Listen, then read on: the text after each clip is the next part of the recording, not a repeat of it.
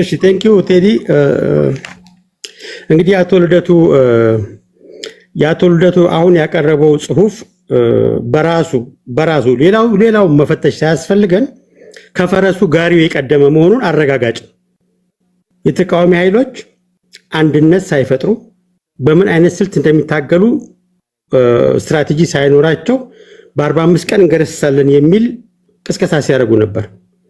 አሁን ሲያዩት ደግሞ ያ እንደማይሆን ሲገባቸው ከድህረ አብይ ደግሞ ምን እንደማድረግ ያለብን የሚለው ጥያቄ ቀረበ። ይሄ መቅረብ የነበረበት ኦኔት ቢሆንስ አቶ ልደቱ ጽሁፋቸው ኦራተር መሆናቸው ምናምን አጠያይቅ። ነገር ግን የትኛውን አቋሞትን ልመን ብዬ ደግሞ መጽሐፋቸውን እያነበብኩ ሞግታቸዋል። መድሎት መጽሐፍ ላይ ተቃዋሚ ኃይሎችን በኤችአይቪ መስለው የጻፉት ጽሁፍ አላቸው። በመድሎት መጽሐፍ ላይ የኤችአይቪ በሽታ እንደመጣ ሰው በኤችአይቪ ሞትኩ ማለት እየደበቀ በርካታ ሰዎች አወጡ። መጨረሻ ላይ ራሳቸውን ያጋለጡ 2 ልጆች ነበሩና እነሱ ከ10 ዓመት በኋላ እነሱ በመምጣታቸው የኤችአይቪ ሞት ቀነሰ። ተቃዋሚዎችም ደካሞች፣ መሰብሰብ የማንችል ተመሳሳይ አጀንዳ የሌለን፣ ልንታረቅ የማንችል፣ የማንከባበር፣ የምንተማማ በመሆኑ ነገር ግን ለህዝባችን ስንናገር ኢህአዲግ አንድ ሐሙስ ነው የቀረው እንደዚህ ብለን የኛን ጥንካሬ የኢህአዲግን ድክመት ስናወራ ከርማን ህብረተሰቡ ተቃዋሚዎች ጠንካራ ናቸው ብለው ያምኑን ነበር። ከኛ የሚጠብቁት እነዚህ ጠንካራ ተቃዋሚዎች መቼ ነው እንደዚህ ደካማ የሚሉትን ኢህአዲግን የሚጥሉት ብለው ነው የሚጠብቁት እንጂ አሁን እኛ ደካማ ነን ብለን ፈርተናል፣ እንደ ኤችአይቪ ማውራት ፈርተናል፣ ይሄ ነው የገደለን ብሎ ጽፏል። ክቡር አቶ ልደቱ ይሄን ድክመታችሁን ቀርፋችኋል። ሁለተኛ በዚሁ መጽሐፍ ላይ ከእንግዲህ ተቃዋሚ ኃይሎች ወጥ የሆነ የፖለቲካ አማራጭ መሆን ማንችል እስከሆነ ድረስ ሁሉ ጊዜ በገዢው ፓርቲ ያሳበብን አገር ልንጎዳ አይገባም፣ ከዚህ በኋላ የሽግግር መንግስት በኢትዮጵያ ውስጥ አያስፈልግም ብለው ጽፈዋል አቶ ልደቱ በመድሎት መጽሐፋቸው ውስጥ። ከእንግዲህ በኋላ ስለ ሽግግር መንግስት ማውራት የለብንም፣ በቃ ከዚህ እኛ ማድረግ ያለብን ችግራችንን ገምግመን ጠንካራ ጎን ፈጥረን መንግስትን አማራጭ ለኢትዮጵያ ህዝብ መቅረብ ያለብን ብለው ጽፈዋል። አሁን ምን አዲስ ነገር ተገኘም? ተቃዋሚ ኃይሎች ችግራችሁን ፈታችሁ ጠንካራ ፓርቲ መሰረታችሁ። የሽግግር መንግስት የሚያስመሰርት ግለሰብ ለዶክተር አብይ ጥላቻ ስላሉት ነው ወይንስ በመጽሐፎት በመድሎት ላይ የጠቀሱትን ምክንያት የሚያስለውጥ ነባራዊ ነገር ተገይቶ ነው የሚል ጥያቄ ማቅረብ ፈልጋለሁ። ይሄን መልስ እንዲሰጡ ፈልጋለሁ። ሶስተኛ በ27 ሲደመር 2 መጽሐፋቸው ላይ ዶክተር አብይ ጠንካራ አምባገነን መሆን አይችልም፣ ይልቅ በጸሎት እናግዘው አምባገነን ሆኖ ኢትዮጵያ እንዳትፈርስ 1 ዓመት 2 ዓመት ከቆየ እኔ ፖለቲካ አላቅም ብለዋል። የተከበረው አቶ ልደቱ ዶክተር አብይ አምባገነን የመሆን አቅም የለውም፣ ምን አለ አምባገነን እንዲሆን በጸሎት እናግዘው ብለው በ27 ሲደመር 22 መጽሐፍ ላይ ጽፈዋል። ያ ትንባዮት አልሰራም፣ አልመጣም። ትንባዮት ነው ችግር ያለበት ወይስ እርሶ ችግርን የሚገመግሙት ኢንዲቪጁዋሊ ያዩ አብይን ስለጠሉ ነው ወይስ የፖለቲካ ምርምር አድርገው ነው? በመድሎት መጽሐፎት ላይም ሪሰርች ሰርተን አይደለም የምንቃወመው ብለዋል። አሁን እርሶ ዶክተር አብይ ጠንካራ መሆን ባለመቻሉ ኢትዮጵያ በ1 ዓመት ጊዜ ውስጥ እጃችን ላይ ትፈርሳለች፣ እኔ ስጋቴ እሱ ነው፣ በጸሎት እናግዘው ዶክተር አብይ አምባገነን እንዲሆን ብለው ከጻፉ በኋላ መልሰው በመሃል ስለ አዲስ አበባ ሲጽፉ ዶክተር አብይ የለየለት አምባገነን ነው ብለው ጽፏል። አሁን ደግሞ ተመልሰው ልክ ኢህአዲግ ደካማ ነው የሚሉትን ትርክት ብልጽግናም ደካማ ነው አሉ። ሪሰርች ሰርተዋል። ልክ በመድሎት መጽሐፎት ላይ እንደጻፉት ተቃዋሚ ኃይሎችን እንደተቹት ገዢ ኃይልን ደካማ ነው፣ በአንድ ሐሙስ ነው የቀረው፣ ተበታትኗል ምናምን የሚሉትን ትርክት ያመጣችሁት። አሁንም አዲስ ነገር ያመጣችሁት ነገር አላየን። እጅግ ኤክስትሪም አቋም ያላቸው የኦነግና የፋኖ ትርክት አልተታረቀም። የወልቃይት ጉዳይ ህወሓትና ፋኖ አልተታረቀም። ይህን ህዝብ እንዴት ብትንቁት ነው? ምን በዚህ ሌቭል መንግስትን በ45 ቀን እሺ፣ የትኛው ነው? አሁን መቼም ትንባያው ደግሞ ይገርማል። ልክ እንደ ሜትሮሎጂ ተንባይ ነው። ወይ ዘንባል ወይ አይዘንብም። በቃ ከሁለት አንዱ ነው የሚሆነው። ወይ የጦር ያነሱ ይገለብጡታል፣ ወይ በአመፅ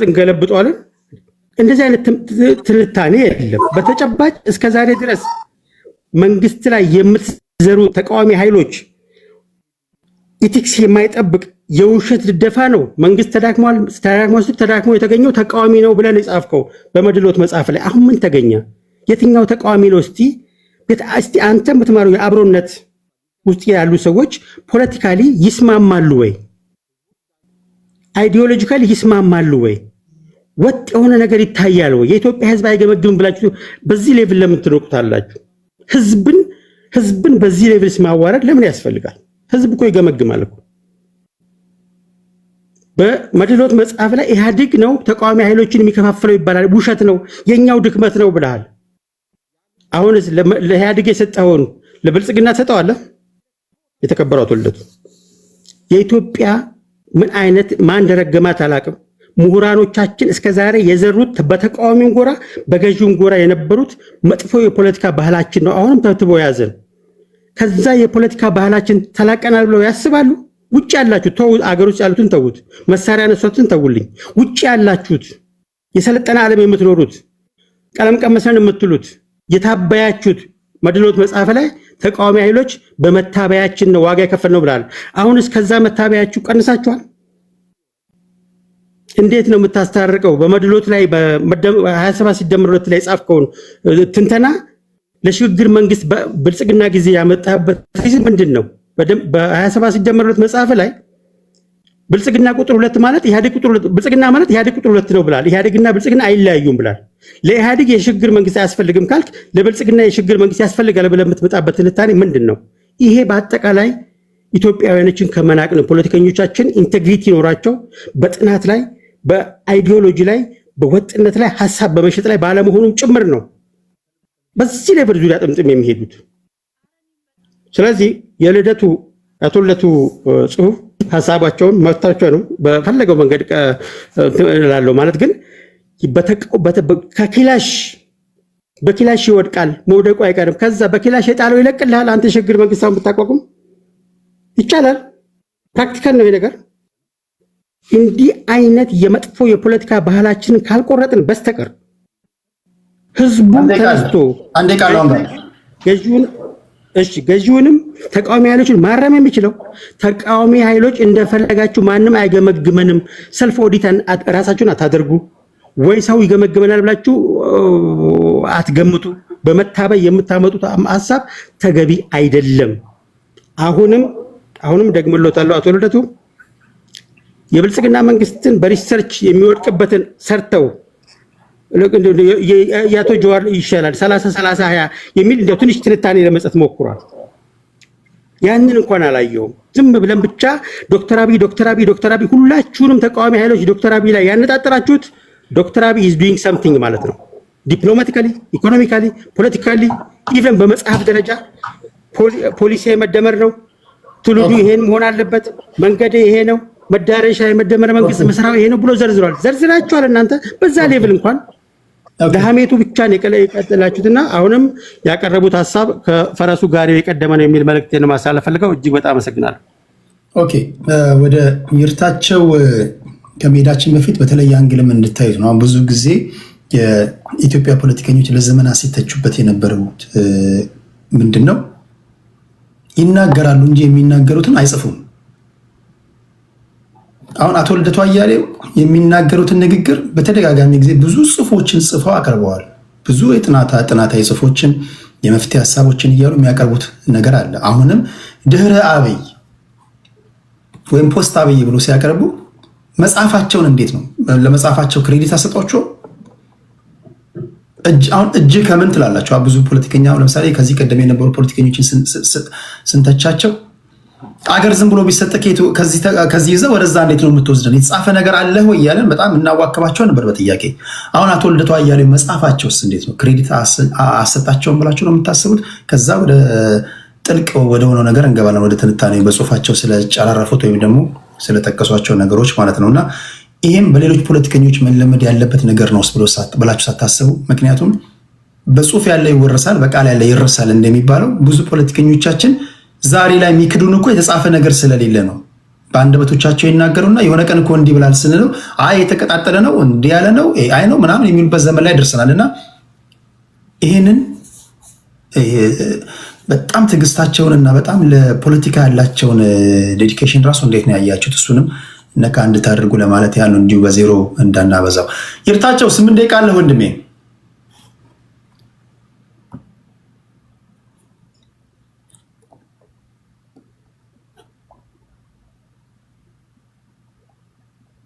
ይርታቸው አለ ይርታቸው አለሁ ግን እዚህ ዝግጅት አለ እዛ እየገባ ነው። ከሌላ ሰው አንድ ሁለት ሰው አሳልፍና ገባለሁ።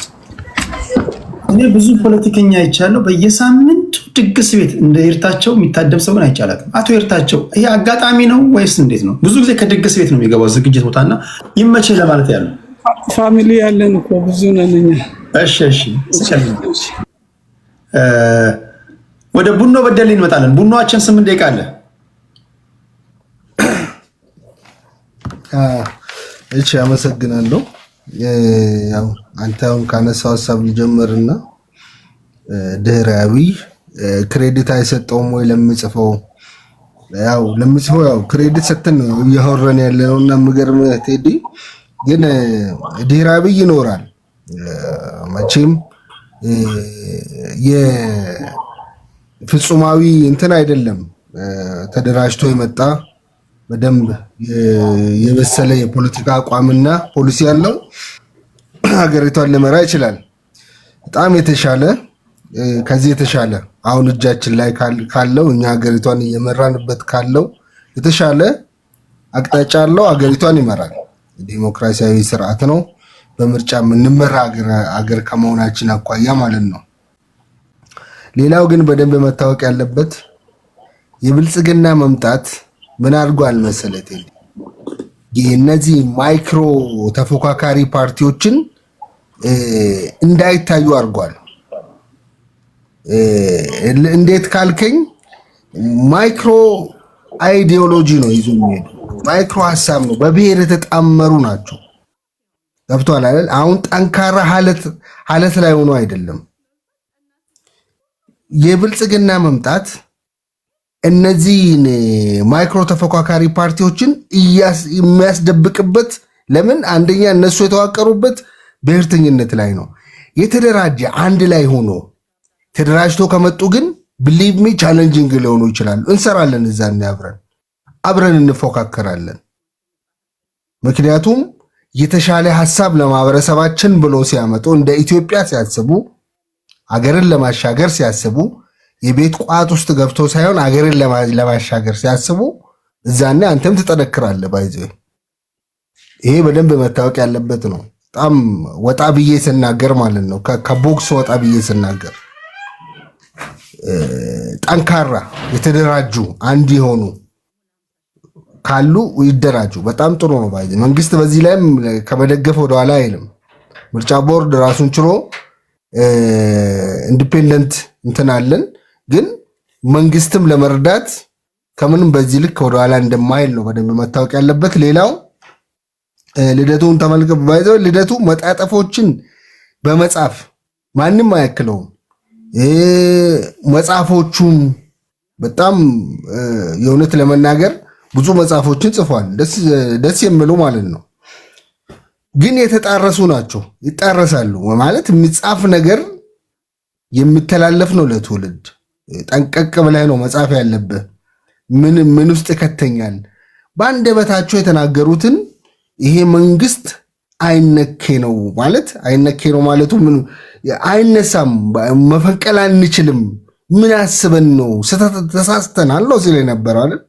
መልሶ ደግሞ 45 ቀን ብሎ አመጣ። እኔ ምን ሆኖ ነው የአንተ ቤት? አሁን እኔ በትልቅ አክብሮት የተከበሩ አቶ ልደቱ መጠየቅ የምፈልገው ለምንድን ነው እዚህ የሀሳብ የመዋዠቅ እንትን ውስጥ የገቡትና እዚሁ ቴዲ ቤት ቀርቦ መግለጽ ብችሉ 45 ቀን ውስጥ አገር ፖሊሲ እኮ ያው ያቋቋሙ እኮ ፖሊሲ ጭምር እኮ ነው ተቋማትን እንዴት መመለስ እንዳለባቸው ምናምን ድህራዊ ብሎ ምንድነው እንደዚህ ሊያስብሎት የቻለው? ምን አግኝቶ ነው? ብልጽግና ላይስ ምን አይቶ ነው የሚለውን ነገር አንተ ጋር መጥቶ ቢያቀርቡልንና በደንብ መማማር ብንችል ነው ምለው። ምክንያቱም አገሪቷን እየመራለው ፓርቲ መዳሰስ መጨበጥ የሚቻለውን ስራዎችን እየሰራ ነው ያለው። ማየት የምችል አይተ የምትመሰክረውን ነገር ማለት ነው። ሌላው የተነሳው ጠቅላይ ሚኒስቴሩ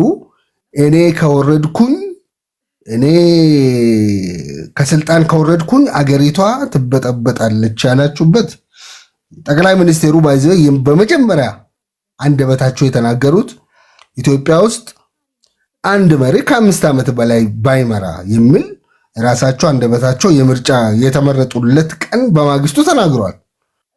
ፐብሊክ ላይ ያለው ነገር ነው። ይሄን ያለ በዚህ ልክ ዲሞክራሲ ምህዳሩን ሰፋ ያደረገ መሪ ብቸኛው መሪ ማለት ነው። ከ5 ዓመት ከአንድ ምርጫ ዙሪያ ውጪ አንድ መሪ አንድ ጠቅላይ ሚኒስቴር አገር ባይመራ ይሄን ሐሳብ ራሳቸው ናቸው አነሱ። በዚህ ልክ ፖለቲካል ምህዳሩን ያሰፋ እንትን ያለ አልባሌ ነገር ውስጥ ገብቶ ጠቅላይ ሚኒስቴሩ እኔ ከወረድኩኝ አገሪቷ ትበጠበጣለች። ኔቨር እንደዛ አይደለም። ለምን እንደተባለው እናውቃለን። ያና ይሄ አይገናኝ። አንድ ሰዎች ዩቲዩብ ላይ ጥያቄ እያቀረቡ ነው። መንግስት አይነኬ ነው ብለሃል እንዴ? ከጆሮ ያምልጠ ንግግር ነው። መንግስት አይነኬ ነው ብለዋል። ይሄ መንግስት ልደቱ ምን አለ? ይሄ መንግስት በቃ ምንም አድርገን እንትን ማድረግ አንችልም፣ ጠንካራ ሀለት ላይ የቆመ መንግስት ነው ብሎ እኮ ነው የተናገረው። ልደቱ ያለውን የተናገርከው? ልደቱ ያለውን እኮ ነው። ልደቱ እንደዚህ አለ። አሁን እንደዚያ ብሎ በማግስቱ ደግሞ ምን አለ? አሁን የ45 ቀኑን ጽፎ ላንተም ላከ። ሉክ ነው ልደቱ ያለው ሙሉ ንግግሩ። ይሄን መንግስት ዝም ብለን እንደዚሁ በቀልድ ወይም መንግስት ዝም ብለን ነገ ከነገ ወዲያ ይወርዳል፣ ስራ ሳንሰራ ነገ ከነገ ወዲያ ይወርዳል ብለን እጃችንን አጣጥፈን ከተቀመጥን 50-60 ዓመት ይቆያል።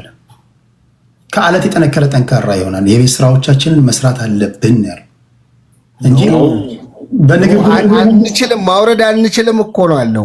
መንካት አንችልም ማውረድ አንችልም ነው ስለነበረው። እንደ አንድ የብልጽግና ደጋፊ ይሄን ንግግር ሲናገር ሰምተሃል አንተ? ሰምቻለሁ ነው የምትለው? ኢንተርቪው ሲደረግ ኢንተርቪው እኮ ነው ፓብሊክ ላይ ያለው እኮ ነው። ይሄ መንግስት ጠንካራ መንግስት ነው። ዝም ብለን ተነስተን እንደምናወራው መፈንቅለ መንግስት ማድረግ አንችልም ነው ሲል የነበረው። ገብቷል። ይሄን ያለው ልደቱ መልሶ ደግሞ በ45 ቀን ውስጥ እንጥላለን ያለበት ምክንያት ምን አግኝቶ ነው? በክብርነቱን እየጠየቅኳቸው አለው እኮ ምንድን ነው ያስረዱን። ለምን ሁላችንም ረጋ ብለን ኩል ብለን እየሰራን ነው ያለን ከህዝባችን ጋር ባይዘው በጣም ተረጋግተን ወከባ ምናምን የሌለበት የተረጋጋ ማህበረሰብ፣ ሰላም የምንፈልግ ማህበረሰብ ነው። በሰላም ወጥቶ መግባት የሚሻ ማህበረሰብ ነው። ሌታለውን ከተማ ውስጥ ቁጭ ብሎ ገጠር ያሉት ጫካ ውስጥ ያሉት በሰላም ይግቡ የሚል ማህበረሰብ ነው እኮ። ከኛ እኩል እኮ ጥሪ የሚያደርግ ነው። ሎክ ይሄን ምንም በሰላም ህዝባችን ጋር እየኖርን ያለን ህዝባችንን በሰላም እየመራን ያለን አገሪቷን እንትን እያደረግን ያለነውን ህዝብ ከመሬት ተነስቶ ዛሬ አንዴ ወደዛ ሂዶ አቶ ልደቱ ወደዚህ ደግሞ ተስፈንጥሮ መምጣታቸው ምን አግኝቶ ነው? እና ህዝብ ላይ ትዝብት ነው እሳቸው ያተረፉት። ህዝብ አሁን ለልደቱ ያለን ሚዛን ታውቃላችሁ ሁላችሁ። ፕሮፌሰር መራራ፣ ልደቱ፣ ጀዋር መሐመድ እነዚህ ሁላችንም የፈለገ ነገር ብሎ የምናገሩትን ነገር እናዳምጣለን አይደል? አሁንስ የት ጋር ነው ያሉት? ሰምተን አትሊስት ኮንስትራክቲቭ የሆነ መልስ ለመስጠት እንሞክራለን። ያለውን ግራውንድ ላይ ያለውን ነገር ግን ዛሬስ የሚሰማቸው ሰው አለ? ምንም ብናገሩ አሁን ጀዋር ትናንት ፌስቡክ ላይ አውጥቶ የለጠፈው ነገር የሆነ የሞተ የሆነ ሟች ነገር የሚመስል ከሆነ ከኬንያ ከምናምን አምጥቶ አስገብቶ እናት አጠገቧ ይሄው እንግዲህ ይሄ ነው የኦሮሞ ህዝብ የኦሮሞ እናቶች ያሉበት ሁኔታ ይሄ ነው አስክሬን ጋር ቁጭ ብሎ ነው የለጠፈው። ግን ስናየው የተደራጀና ፌክ መሆኑን ደርሰንበታል። እንደዚህ አይነት ነገር ነው የሚደረገውና ሆነም ቀረም እኛ ከህዝባችን ጋር በሰላም እየሰራን ነው ያለን። ሰላማዊ እንትን ነው ያለው። ኢቭን ህዝቡ ቴዲ አሁን የሚገርም ኩል ነው። ብትመጣ አዲስ አበባ ብትመጣ እነዚህ የክልል ከተሞች ላይ ብትሄድ በጣም የተረጋጋ ማህበረሰብ ነው። እንደዚህ ወከባ ምናምን የዚህ ሶሻል ሚዲያ ላይ ነው ያለው እና ጫካ ውስጥ ያሉ ልጆች በብዛት እየተመለሱ ነው ያለው። ሸኔዎች በሰላም እየገቡ ነው። ቀን በቀን ማለት ነው 10 20 30 እየገቡ ነው። ዜሮ እናደርጋለን። ዜሮ ወደ ማድረግ እየሄድን ነው። አማራ ክልል ውስጥ ያለውም የጽንፈኛ ቡድንም እየገቡ ነው። 10 20 30 ምንድነው? እየተገዙ ነው ወይስ አምነው ነው? አምነው ከሆነ ሁሉም ነው መምጣት ያለባቸው።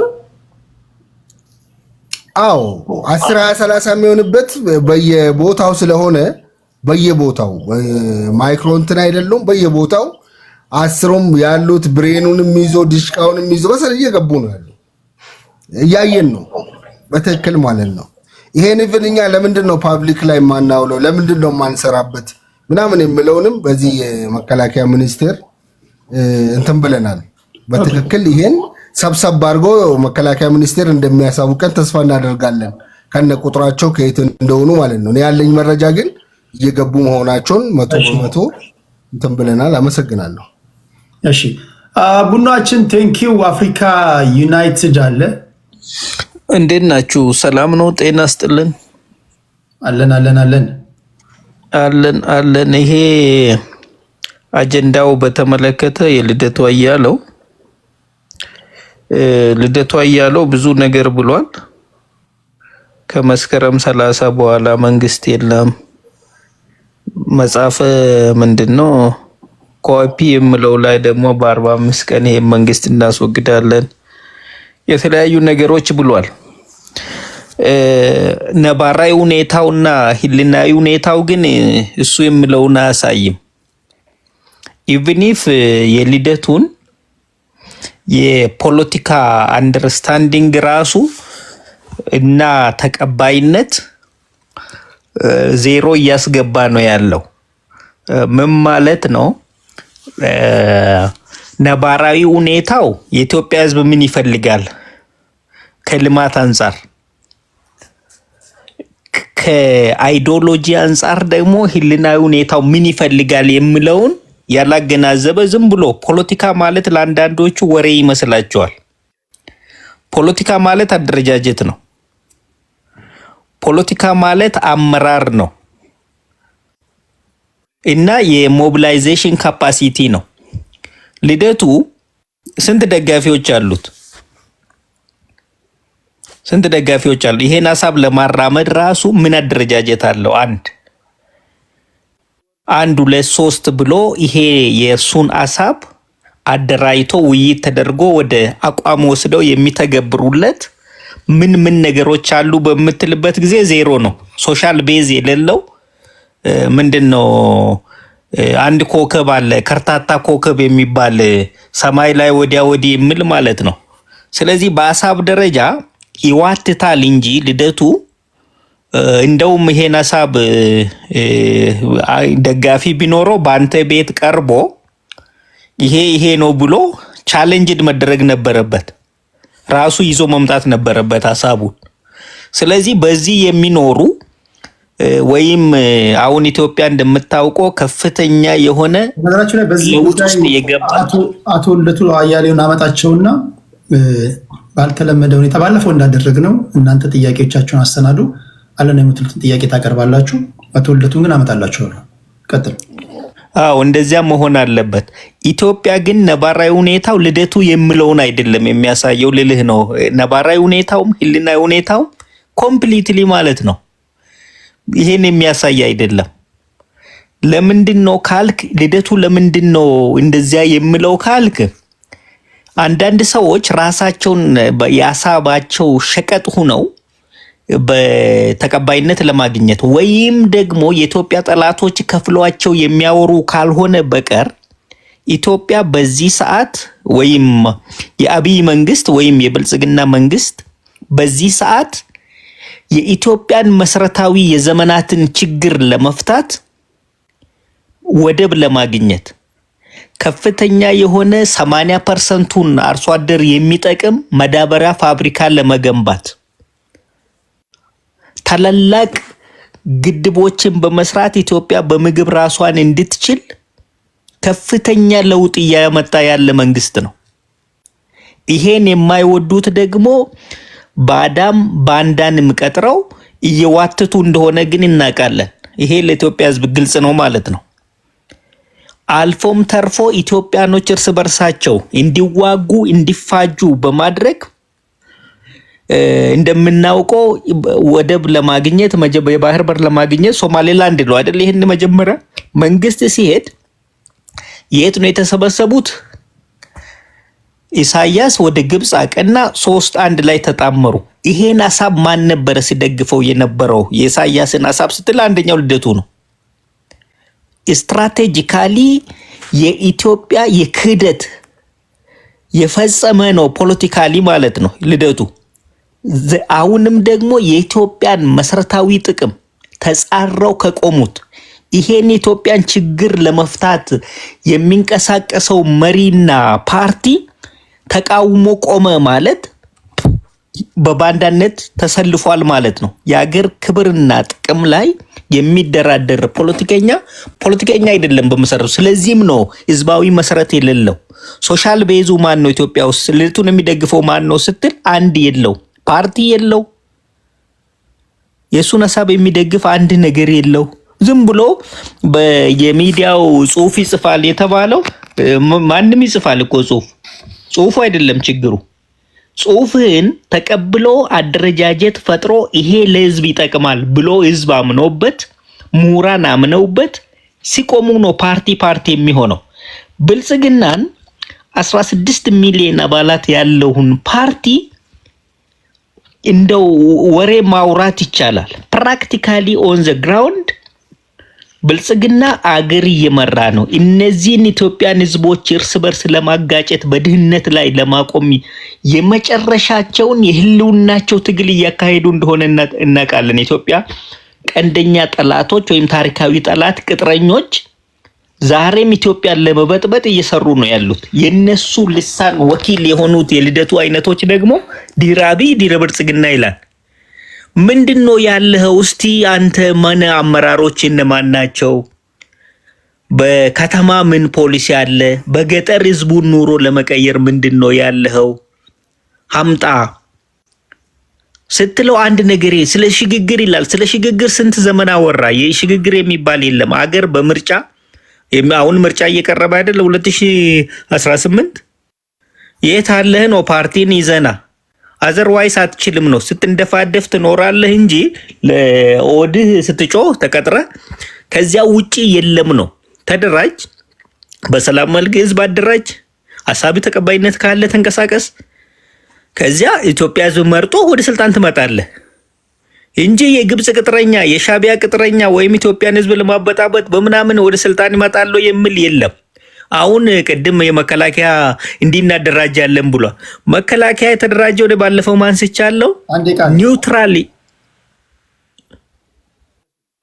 ምን አልከኝ ቴዲ? አዎ የሴኩሪቲ አፓራተሱ ከፓርቲ ነፃ ሆኖ የተዋቀረ ነው። ብልጽግና ይሄን አደራጅቷል። አገር ተሻጋሪ ኢቭን ኢፍ ዱሮ በኢህአዴግ ራሱ የበተናቸውን መከላከያ ኃይላትንና የቀነሳቸውን ማምጦ አገራዊ ነው መከላከያ ብሎ 100 ምናምን ዓመተኛውን እንዲያከብር ሲያደርግ እኮ መከላከያ ወይም የመንግስት መከላከያ የሁሉም ነው እንጂ የአንድ ፓርቲ ሰርቫንት አይደለም በሚል የቀዩ መጽሐፍ የሚሉት ኢህአዴግ እሱን ጥሎ አዲስ ዶክትሪን ለሀገር ክብርና ዘብ የሚቆም የሀገር ጠባቂ ነው መከላከያ፣ የፓርቲ ጠባቂ አይደለም በሚል በይፋ ዲክሌር ያደረገ መንግስት ነው። ስለዚህ ይህ ራሱ መገንዘብ አልቻለም ምን ያክል ወደ ኋላ እንደቀረና የዛሬ 30 ዓመት የህዋትን ወይም የኢህአዴግን ፖሊሲ ተከትሎ እየነጎደ እንዳለ ነው የሚያሳየው። ስለዚህ ከሞላ ጎደል ለማለት የፈለኩት ልደቱ ቅዠትና መዋተት ነው እንጂ ድራቢ ምናምን ብሎ ማውራትም እነዘጋጅ ምናምን ማለት ይችላል። ማንም የሚከለክለው የለም። ነባራዊ ሁኔታውና ህልናዊ ሁኔታው ግን እሱን አያሳይም። ህዝብ ከፍተኛ ተስፋ በብልጽግና ላይ እያደረገ ነው ያለው። ታላላቅ ለውጦች እየመጡ ነው በኢትዮጵያ። ህዝቡም ደግሞ እነዚህን ሰላማችን የሚነሱትን መንግስት ጎን ቆሞ እየተፋለመ ነው። ዶሮ ያታልሉ ነበር፣ አሁን በግልጽ እየተገለጡ ስለመጡ ስለዚህ በምንም ታምር ልደቱ ያለው ለወሬ ያክል ነው እንጂ መወያየቱ ራሱ ቤትን ለማክበር ነው እንጂ በአጀንዳ ራሱ ተወያይዘ ነው ልንወያይ የማይገባ ሀሳብ ነው። ከፈለገ ራሱ ይምጣ አንተ ቅድም እንዳልከው። ስለዚህ ይሄን ለማለት ነው። ነባራዊ ሁኔታ ጋር የተፋለሰና የተፋታ ሀሳብ ነው የሚል ነው ያለኝ። ቴንክ ዩ ከልብ አመሰግናለሁ። ተመልሻለሁ። የባላንጣ ፖለቲከኞች የብልጽግናንም ሀሳብ ለእውነት ለመናገር ለውይይት የማይበቃ ነው፣ እንዲሁ እንነጋገርበት ነው ይላሉ። አንዳቸው ያለመቀበል ነገር አለ። አቶ ልደቱ አያሌው በነገራችን ላይ የቃል ኪዳን የሽግግር የቃል ኪዳኑን እንትን ቴሌግራም ላይ አስቀምጬላችኋለሁ። ቴዲ ሐዋሳ ብላችሁ ሂዱ፣ አንብቡት፣ ግድ የለም አንብባችሁ ጀስት የራሳችሁን ሀሳብም ለመጨመርም ለመቀነስም ለመተቸትም እንዲረዳችሁ ማለት ነው። መጀመሪያ እንዲሁ ልደቱ እንዲጻፈ ከማለት በፊት ሙሉ ሀሳቡ ምንድን ነው? 12 ገጽ ነው፣ 10 ገጽ ነው። በደንብ አንብባችሁ ለመወያየትም እንዲረዳችሁ ነው። ቴሌግራም ላይ ፖስት አድርጌላችኋለሁ። እዛ ሂዱና እንድታነቡት ይሁን። እኔ በግሌ አቶ ልደቱ አያሌው ካሉ ፖለቲከኞች ሀሳባቸውን ወይ ኦርጋናይዝድ በሆነ መንገድ ይጽፋሉ። ሀሳባቸው ትክክል ሆነም አልሆነም አቶ ልደቱ ጋር ሄዳችሁ ምን የመፍትሄ አቅጣጫ አስቀምጠሃል? ምን የመፍትሄ ሀሳብ ነበረ? ዛሬ ትናገራለህ። ትናንት ከትላንት ወዲያ እኮ የት ነበርክ ብትሏቸው ይሄው በዚህ ጊዜ እንጽፌያለሁ፣ በዚህ ጊዜ እንዲህ ብያለሁ፣ በዚህ ጊዜ እንዲህ አሳትሜያለሁ ይላሉ። ሌሎች የፖለቲካ ፓርቲዎችን ደግሞ ተቃዋሚዎችን ደግሞ ያቸው በለስ ቀንቷቸው 4 ኪሎ ቢገቡ ህዝቡን ከየት ወዴት እንደሚወስዱ አታውቁም። ባቦ ሰጠኝ ነው የሚወስዱት። ስለዚህ አቶ ልደቱ አያሌው ይብዛ የሚነስም ፖለቲከኛ በነገራችን ላይ ይሄውና ማኒፌስቶ ይሄውና ሮድማፕ ይሄ ነው ብሎ ሲጽፍላችሁ ልታከብሩ ይገባል። ከማክበር በኋላ ነው ቀጣ በኋላ ትችቶ መምጣት ያለበት እና በሁሉም ዘንድ መለመድ ያለበት ነው ብዬ ነው ማስበው። አንዳንዱ እኮ ቅንጥብጣቢ ሀሳብ ነው ይዞ ይመጣል። ከዚህም ከዚህም ያደርግና አምታታው በከተማ ነውና ለዚህ ተገቢው ክብር ሊሰጣቸው ይገባል ብዬ አስባለሁ። አዲስ ታይምስ ወደ አንተ ልምጣ። 8 ደቂቃ አለው ወንድሜ። እኔ ተመልሻለሁ ከሁለት ሰው ብዬ ነበርኩ። አቶ ይርታቸው አዲስ ታይምስ ሬዲ ነህ? እኔ ሬዲ ነኝ። ኦኬ አቶ ይርታቸው ቀይ ወጥ በልተው ሲመጡ ዘለው ባይገቡ ጥሩ ነው። በልተው እስኪመጡ ድረስ ጠብቀን እንደገና አቶ ይርታቸው ከቅድስት በኋላ ያወራሉ። ከዋንጋሪ በኋላ አንዱ ዙር አልፎታል። አዲስ ታይምስ 8 ደቂቃ አለው ነው። ቴንክ ዩ በመጀመሪያ እንደው ሰዓት ላለመግደል ልደቱ አያሌው መጽሐፍን ጠቅሶ ዋንጋሪ ምናምን የሚባል ወንድማችን እንደገና ቡኖ በደሌም ልደቱ ባይዘው በኢትዮጵያ ውስጥ ፖለቲካል ምንድነው የፖለቲካል ፕሬዲክሽኑ በጣም አኪዩሬት ከሚባልላቸው ሰዎች አንዱ ነው። ከነ ስህተት የለበትም እያልኩ አይደለም። የኢትዮጵያን የፖለቲካል ፊውቸር በመናገር ልደቱ አያሌውን የሚስተካከለው ሰው የለም። አንድ የፕሪንሲፕልም ሰው ነው። እውነት ለመናገር ያ ማለት የፖለቲካል አሰላለፉን ያዘነበለበት ለምሳሌ በመጽሐፉ ተቃዋሚዎች አንድ መሆን አይችሉም፣ እሱ ከተቃዋሚዎች ጋር አንድ መሆን ሲያቅተው ተቃዋሚዎች አንድ አይሆኑም፣ የሽግግር መንግስት አያስፈልግም ብሎ ጽፏል ብለ በመድሎት የጠቀስኩ አንዱ ማሳያ ነው። የብሽሽቅ ውስጥ ሲገባ መጥፎ ሰው ነውና መጥፎ ነገር ከዓላማው የሳተበት መንገድ ሊኖር ይችላል። እዛ ላይ ቲፒኤልኤፍን ለማዳን የዛኔም ቲፒኤልኤፍ ዲሞክራሲያዊ ነው እስከማለት እኔ ቃለ መጠይቅ አለኝ። ቲፒኤልኤፍ እዚህ ሀገር ላይ አሁን በዲሞክራሲ መወዳደር ይቻላል ይል ነበር የዛሬ 10 ዓመት የዛሬ 8 ዓመት 9 ዓመት ልደቱ ቲፒኤልኤፍ እያለ ማለት ነውና እነዚህ ንግግሮቹ እኔ ልደቱን ከመወቅስባቸው ነገሮች አንዱ ነው። ይሁንና ልደቱ በሐሳቡ ጥራት አንድ፣ ሁለተኛ ደግሞ የአቋም ሰው በመሆን የሚጠረጠር ሰው አይደለም። አቋሙ ሁሉ ጊዜ ኢትዮጵያ ውስጥ ይሄ የዘር ፌዴራሊዝም ጠፍቶ እኩልነት እንዲመጣ ነው። በዛ እኔ ማደንቀው ሰው ነውና ከነ ድክመቱ ማለት ነውና ብልጽግናዎች እሱን የመናገር ሞራል የላቸውም። ለምሳሌ እናንተ ልደቱ እንዲህ ብሎ ጽፏል፣ በዚህ በመድሎት እንዲህ ጽፏል የእናንተ እና ዛሬ ደግሞ ምን አለ ወንድማችን አፍሪካ ዩናይትድ ምንድነው ማዳበሪያ እየሰራን አለ። ማዳበሪያ በምንሰራበት ቀይ ባህርን ለማስመለስ ምንድነው ወደብ ለማስመለስ በምንሞክርበት ሰዓት ልደቱ እንደዚህ አይነት ጥያቄ ማንሳቱ ትሪዝነር መሆኑን ነው የሚያሳየው፣ ወይም ባንዳ መሆኑን ነው።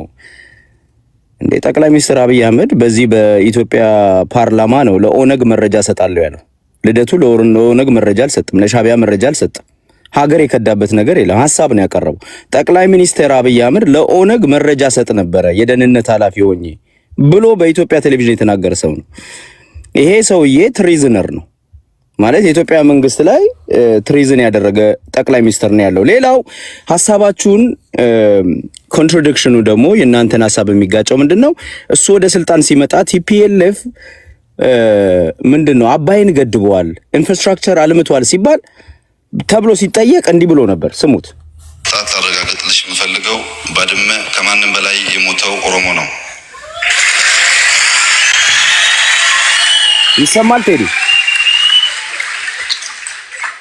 ኦሮሞና አማራ ግድ የማይሰጣቸው ባድመ ከሆነ በልጆቻቸው ደምና አጥንት ቀልደዋል ማለት ነው።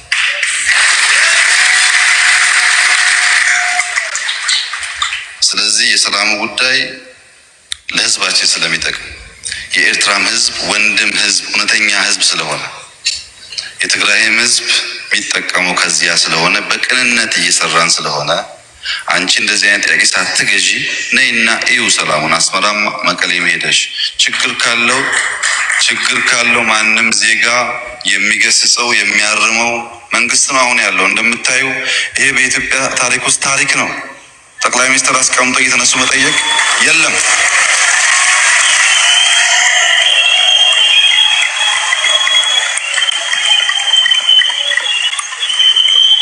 Thank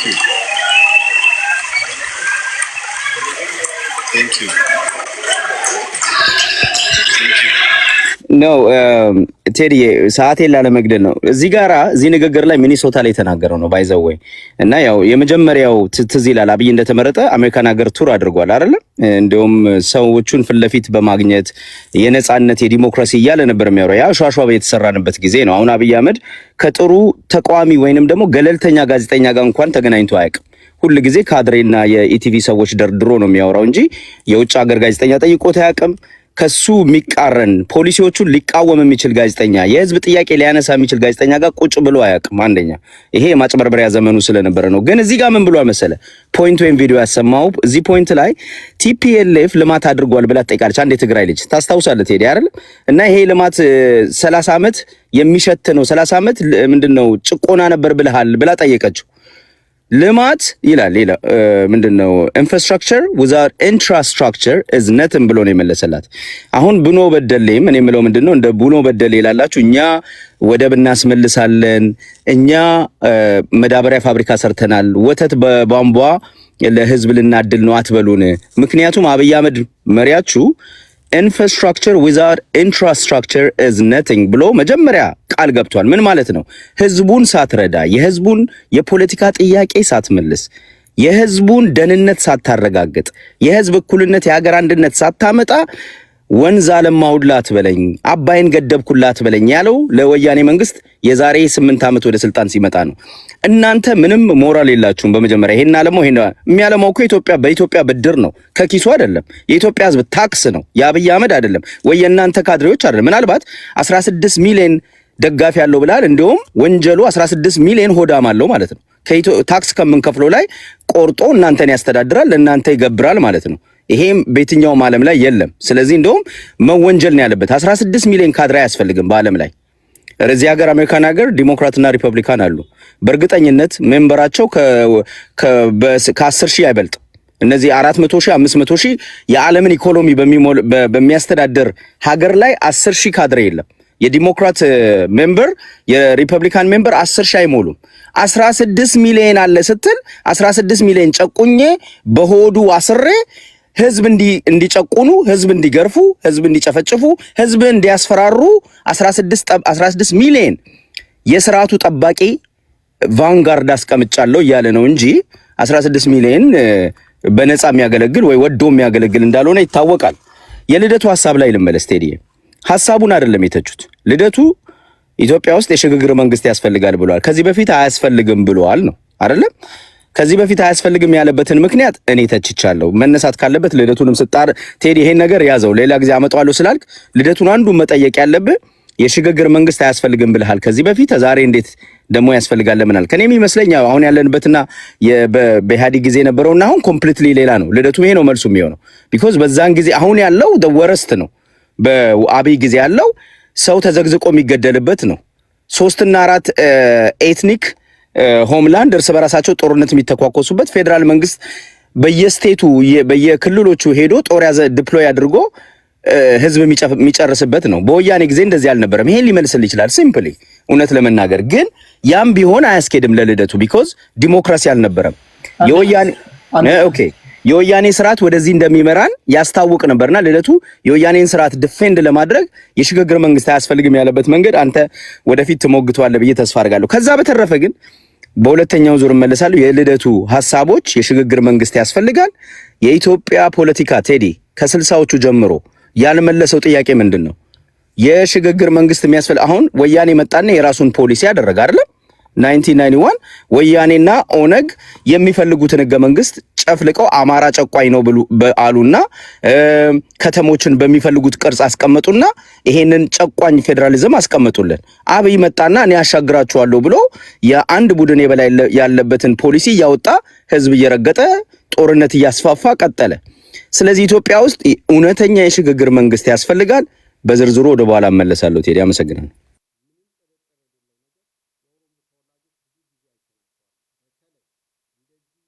ሚዩት ነህ።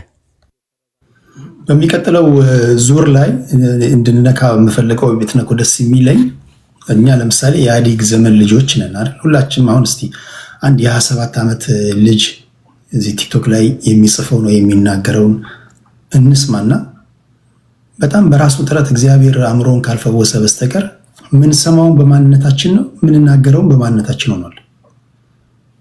አሁን ቅድም ያነሳው ይሄ ኢንፍራስትራክቸር ነቲንግ ኢንፍራስትራክቸር ኢዝ ዊዛውት ኢንፍራስትራክቸር ኢንፍራስትራክቸር ዊዛውት ኢንፍራስትራክቸር ጉድ ፎር ነቲንግ ያለው ንግግር ማለት ነው። አሁን እሱ ንግግር አሁን ባለፉት 27 ዓመታት ኢህአዴጎች ኦኬ ፊዚካል ኢንፍራስትራክቸሩን ገንብተዋል። መንገድ ገንብተዋል። ግልገል ግቤ 1 ግልገል ግቤ 2 3 ገንብተዋል። ፎቆች ተገንብተዋል። ስቴዲየም ተገንብተዋል። ማይካድ ነገር የአባይ ግድብ ግንባታ ተጀምሯል።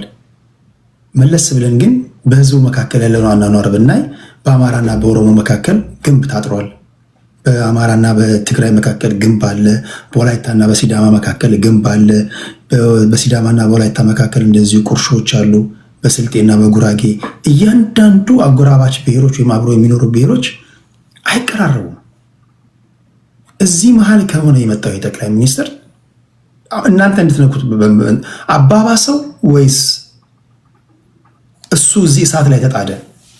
አንዳንዶች አባባሰው ይላሉ፣ አንዳንዶች ያልነበረውን ፈጠረው የሚሉም አሉ።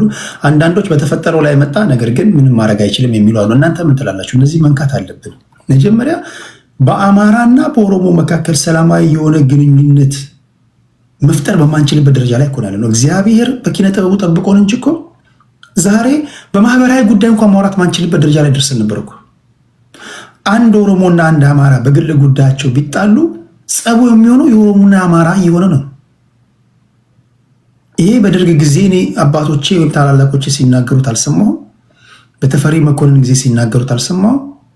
በዘውዲቱ ጊዜ፣ በልጅ ኢያሱ ጊዜ፣ በዮሐንስ ጊዜ፣ በቴዎድሮስ ጊዜ እንዲህ ያሉ ነገሮች አልፎ አልፎ የብሔር ጥያቄዎች እንግዲህ የባሌ የጎጃም አመጾች ነበሩ ከሚባለው ውጭ እንደ ኢህአዴግ ጊዜ ግን በህዝቦች መካከል የሰሩት መልካም ነገር እንዳለ ሆኖ በህዝቦች መካከል ግን ሊሰራ የሚገባው የእርስ በርስ ግንኙነት እኔ ማህበራዊ ግንኙነቶቻችን ሶሻል ፋብሪኩ ተበጣጥሶ አይቻል አቅም ነኝ። አሁን አብይ ምን አደረገ ነው እዚህ ላይ አብይ አባባሰው? ልብ በሉ 1967 የተመሰረተ ቲፒኤልኤፍ አብይ ከመወለዱ በፊት የተመሰረተ ፓርቲ ነው። ምን አደረጉ ብልጽግናዎች? አባባሱት ወይስ የሌለ ችግር ፈጠሩ ወይስ ቀረፉት? ይህንንም መንካት ስላለብን ነው። ከዚህ በኋላ የምትመጡት ፖለቲከኞች ጤናማ የሆነ ወጣት እንዴት ነው የሚፈጠረው? ዛሬ አንድ ጎረምሳ በአንድ ቦክስ ሊገልህ የሚችል ጎረምሳ ብቻውን እንኳን ችግሩን መናገር ማይችልበት ደረጃ ላይ ደርሰናል። የተጠቃሁት እንትን በመሆኔ ነው የሚል ትውልድ ፈጥረን ማለት ነው። ትንታኔ ስንሰጥ የሚሰሙት ጆሮ ራሱ ማንነት ያገኘበት ዘመን ላይ ሆኗል። ኢህአዴጎች የፈጠሩት ጆሮ ማንነት እንዲኖረው ነው ያደረጉት። በሌላ አባባል አንድን ሰው ስትተች የሚሰማ በግሉ ሰርቶ ባጠፋው ጥፋት ሳይሆን በጆሮ ነው የሚሰማ፣ በማንነቱ የተተቻውት በስራዬ ሳይሆን እንትን በመሆኔ ነው የሚባል ትውልድ ከተፈጠረ ይህን እንዴት ነው የምታስተካክሉት? እነ ልደቱ ሊናገሩ የሚገቡት ነገር ነው እንጂ ዝም ብሎ በወረቀት ላይ ሳይሆን ይህንን ግንብ እንዴት ነው ሊያፈርሱ የሚችሉት? እሱንም ነካክተን ለማለፍ ስለፈለኩኝ ነው። ግን መጀመሪያ ላይ ግን ብልጽግናዎች ወይም አብይ አህመድ ወደ ስልጣን ከመጣ በኋላ አባባሰው፣ አሻሻለው፣ የሌለ ችግር ፈጠረ የሚለውን ከዳሰስን በኋላ ነው። ቅድስታችን ወደ አንቺ ልምጣ። 8 ደቂቃ ለሸቴ ቴዲ ያመሰግናለሁ። እኔ እንደው መጀመሪያ ወደ ዋናው ጉዳይ ሲሄድ ልደቱ ይሄንን ጉዳይ ነው ብሎ ይመለከተኛል፣ መሆን ያለበት ይሄ ነው ብሎ በገባው ባወቀው ልክ እንዲህ አይነት ዝግጅቶች አድርጎ እንድንወያይበት እድሉን ስለፈጠረ መመስገን ያለበት። ኢትዮጵያ ውስጥ ያልተለመደ የፖለቲካ አካሄድ ነው ልደቱ የሚያካሂደው። ሰዎች የሀገሪቷን ቀጣይ ዕጣ ፈንታ በገባቸው በተረዱት ልክ ይሄ ነው መሆን ያለበት ብለው ጽፈው ይዘው እንዲመጡ መዳረሻቸው እዚህ ልክ ከሆነ አብሮነት ለኢትዮጵያን እንትን ብለናል፣ አንድ ላይ ተሰባስበናል ሲሉ ስንጠይቃቸው ነበር። ስለዚህ ልደቱ ይሄንን ያደረገውና ሊመሰገን ይገባዋል። እዛ ውስጥ ግን ስላሉት ነገሮች ስናነሳ ሁለት ነገር ላይ ትኩረት ያደርጋል። ይሄ መንግስት በትጥቅ ትግልም ይሁን በህዝባዊ እምቢተኝነት ይወድቃል የሚል ድምዳሜ ላይ የደረሰባቸውን ሁኔታዎች እናያለን። ያንን በደንብ መፈተሽ ያስፈልጋል። እውነት ነው፣ መንግስት ባላቸው ነገሮች ነው የሚወድቁት። ህዝባዊ እምቢተኝነት ህዝቡ አልፈልግም ካለ ያለ ምንም እንትን ከዚህ በፊት ያደርግ እንደነበረው ሁሉ መንግስትን ይጥላል ወይም ገዢው ፓርቲን ይጥላል። አለበለዚያም ደግሞ አሁን ኢትዮጵያ ውስጥ እንዳለው በተለያዩ ክልሎች የትጥቅ ትግሎች እየተካሄዱ ነው። ጠንከር ያለና አቅም ያለው ወይም ደግሞ በጋራ የትጥቅ ትግሉን ማካሄድ የሚችሉ አካላት መንግስትን ሊጠሉ ይችላሉ። ይሄ ምንም ዓለም ላይ ያለ ፖለቲክስ ነው። አሁን ግን ኢትዮጵያ ውስጥ ያለውን ነገር ደግሞ በደንብ ማየት ያስፈልጋል ብዬ ነው እኔ ማስበው። የምር አቶ ልደቱ እንዳለው በቀላሉ በሁለቱም መንገድ አሁን ይሄን መንግስት የምንጥልበት አቅም ገንብተናል ብሎ ደግሞ ማየት በደንብ ያስፈልጋል። ለምሳሌ ህዝባዊ እምቢተኝነቱን እንየው ብንል እስካሁን ድረስ ኢትዮጵያ ውስጥ ብልጽግና እያደረጋቸው ባሉ ነገሮች ህዝቡ ልክ እነ አቶ ልደቱ እንዳሉት ከዚህ በፊት እና አቶ ጀዋርም ሲሉት እንደነበረው ህዝባዊ እምቢተኝነት እያሳየ አይደለም። ተመችቶት ነው ወይ አሁን ቡኖ እንደሚሉት ተመችቶት ነው ልማት እየተሰራለት ነው እንደዚህ እየተደረገለት ነው ምናምን አይደለም። ራሱ የኢትዮጵያ ህዝብ የራሱ ስነ ልቦና አለው። መንግስትን ለመጣል የሚያልፋቸው ስቴፖች አሉ። እኔ በዛ ውስጥ እንዳለ ነው የኢትዮጵያ ህዝብ የሚሰማኝ። ባህሪያችን ይታወቃል። እንደ ኬንያ ወይም እንደ ሱዳን ወይም እንደ ሌሎች ጎረቤት ሀገሮች የሆነች ነገር ሲፈጠር ብድግ ብለን ባንዴ ወተን አደባባይ ወተን ምናምን የምናደርግ አይደለም። የኢትዮጵያ ህዝብ መንግስት ሲመጣ እግዚአብሔር ያውቃል፣ እግዚአብሔር እንደዚህ ያድርግልን፣ በጸሎቱም በምኑም አስታሞ የሚሄድ ህዝብ ነው። ያንን ነው አሁን እያደረገ ያለው እንጂ ተስማምቶት ብልጽግና እንደሚለው ወይም የብልጽግና ነዋሪዎች በቃ ሀገሪቷ በጣም ገነት ሆናለች እንደሚሉት አይደለም። መሬት ላይ ያለውን ነገር ሁላችንም የምናውቀው ነገር ነው። ምንም እዛ ላይ መወሻሸት አያስፈልግም። ግን የኢትዮጵያ ህዝብ ስቴፕ አለው። ያንን እየሰራ ነው ያለው። ልቁኑ ብልጽግና ስማርት ቢሆን እንደፈለጉ የሆኑ ነገሮች ሲደረጉ ህዝቡ ለምን ዝም አለ? ምን እየጠበቀ ነው? ምን እያደረገ ነው? ምንስ እድል እየሰጠን ነው ብሎ እንደገና ቁጭ ብሎ ተወያይቶ ነገሮችን ለማስተካከል መሄድ በጣም ይጠቅማል። ሌላው ትጥቅ ትግልን በሚመለከት ያለውን ደግሞ ስናየው እንግዲህ በተለያየ ቦታ የተለያየ ትጥቅ ትግል ላይ እየተንቀሳቀሱ ያሉ ታጋዮች አሉ። እነሱ አሁን ባለው ተጨባጭ ሁኔታ ይሄን መንግስት እንደዚህ በቶሎ በ15 ቀን በ40 ቀን በምናምን እንደሚባለው ባንዴ ገርስሰው የሚጥሉበት አቋም ላይ ናቸው ወይ ደግሞ ስንል እሱ ሌላ ጥያቄ። በጣም ህብረት ማድረግ ይፈልጋል። የተቀናጀ የጦር አመራር ይፈልጋል። ስልት ይፈልጋል። መዳረሻውን ማሳየት ያለበት የትጥቅ ትግል ከሆነ ይፈልጋል። በኦሮሚያ በኩልም ያለውን ታጋይ ስናየው በአማራ በኩልም በትግራይ በኩልም ያለውን እና ሌሎች አሁን ወደ ዳርዳር ያሉ አካባቢዎች እየተፈጠሩ ያሉ ነገሮችንም ብናያቸው አሁን መንግስት የያዘው አቅምና ታጣቂው ኃይል የያዘው አቅም በፍጹም ይገናኛል ብዬ እኔ አላስብም። ምክንያቱም ገና ናቸው። በተለይ ትጥቅ ትግል ላይ ያሉት በመውደቅ በመነሳት ላይ ያሉ ናቸው። ለምሳሌ አማራ ክልልና ትግራይ ክልል ያለውን ትጥቅ ትግል ላይ ያሉ ሰዎችን ብናያቸው ክልሉ ላይ ያለው ነዋሪ በአጠቃላይ ልክ ትግራይ ክልል እንደተደረገው የዚህ ትጥቅ ትግል ተሳታፊ ሆኖ መንግስትን እየወጋ አይደለም ያለው። ምክንያቱም መንግስት እናት ድርጅቶች የሚላቸውን የአማራ ብልጽግና የኦሮሚያ ብልጽግና ምናምን የሚላቸውን የስርዓቱ ተጠቃሚ የሆኑ ሰዎች ምናልባት ያ ትጥቅ ትግል አሸንፎ ቢመጣ እነሱን ይበላናል ብለው የሚያስቡት ራሳቸውን ፕሮቴክት ማድረግ የሚፈልጉ አመራሮችን ይዞ እየሄደ ያለበት ሁኔታ እስካለ ድረስ በቀላሉ እንደሚሉት እናቶ ልደቱ እንደው በቃ ምጥጥ ብሎ ጣል አድርጎ የሚካሄድ አይደለም። ከዛ ደግሞ ይሄን ብቻ አይደለም ማየት የሚያስፈልገው፣ ቀጠናዊ የፖለቲካ ሁኔታውንም ማየት ያስፈልጋል። እነማን ቢፈቅዱ ነው እነ ልደቱ ወይም ታጣቂ ኃይሎች የኢትዮጵያ መንግስት እንዲሆኑ የሚፈቀደው ብሎ ደግሞ በደንብ ማየት ያስፈልጋል። ለምሳሌ ህወሓት ኢህአዴግ ሲወድቅ እኮ ስለተፈቀደ ነው። ባይፈቀድ ኖሮ ማንም አይነካውም። ስለተፈቀደ ውስጥ ያሉት ፓርቲዎች በሚስጥር ወጣቱን እያደራጁ ህዝባዊ አመጾች እንዲነሱ እያደረጉ እዛ ውስጥ ሆነው እየገዘገዙት እንዲሄድ ስለተደረገ ነው እንጂ አሁን እኛ እንደምናስበው የሆኑ ወጣቶች ብቻ ተነስተው የሆነ ነገር ብለው ምናምን ህወሓት በጣም በቃ ተሸንፎ ለቆ ምናምን ሄዶ አይደለም። ቀጠናው ላይ ስለተፈለገ ነው የመጣው። ይሄ አሁን ይፈልጋሉ ለየትኛው ኃይል ይሰጣሉ ብሎ ደግሞ ማየት በደንብ አስፈላጊ ነው። በሶስተኛ ደረጃ ነው ማየት የምፈልገው ይሄ መንግስት በትጥቅ ትግልም ይውደቅ በህዝባዊ አመጽም ይውደቅ እናቶ ልደቱ ግን ይሄንን እንትን ለመምራት ተቀባይነት አላቸው ወይ የሚለውም ደግሞ ማየት ያስፈልጋል። እኔ እንደ አንድ ኢትዮጵያዊ አቶ ልደቱ ያደረጓቸው ጥምረቶች መጥቶ የኢትዮጵያን የሽግግር ሂደት እንዲመራ አልፈልግም። ምክንያቱም ሊመሩ የሚችሉ ሰዎችን ስላላካተቱ ነው።